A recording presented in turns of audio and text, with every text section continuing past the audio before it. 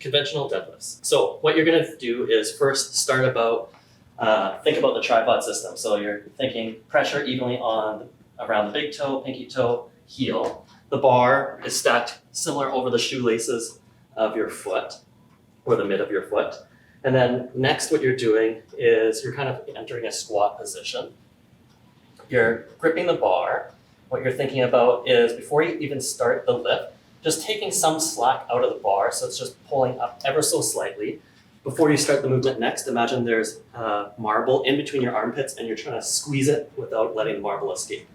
Or you can think about bending the bar. The bar won't actually bend. Next, you're gonna inhale, diaphragmatic breathe into the sides to brace you, and then with the tripod system, pushing the feet into the ground, thrusting the hips forwards, squeeze, and then slowly lower again. You're imagining that the knees are being pushed out, not being pushed inwards. Again, good. And if you notice, there's no hyperextension of the lower back.